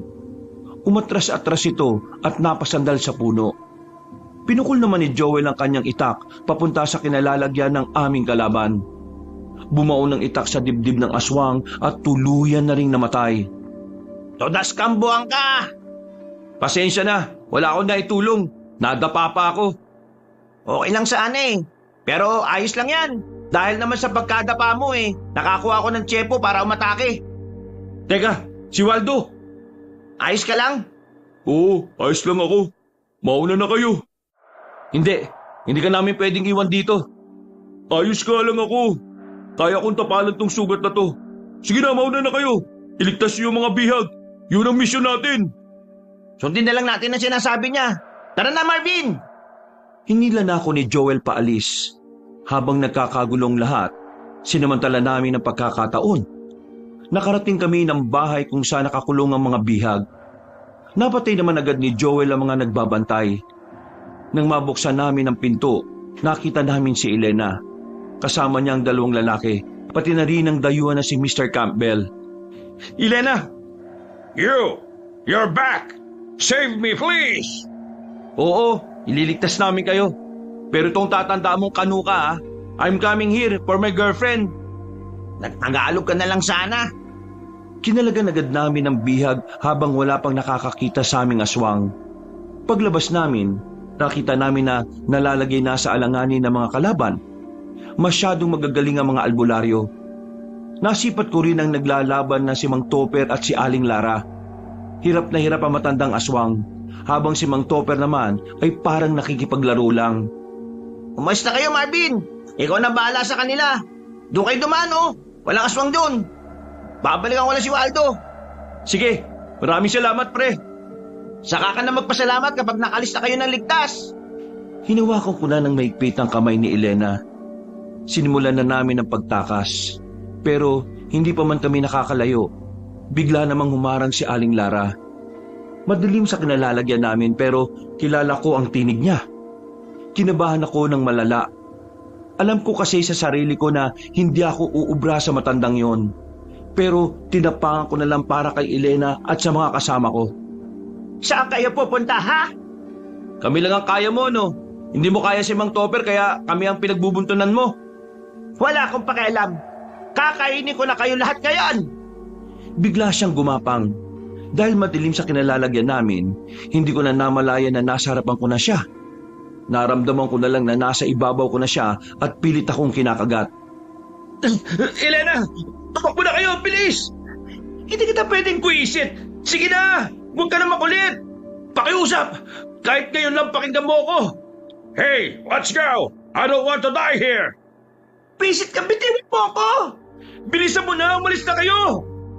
Nang makita ni Aling Lara na tatakbo na sila, naramdaman kong aalis siya sa ibabaw ko. Pero ang ginawa ko, niyakap ko ang hita niya.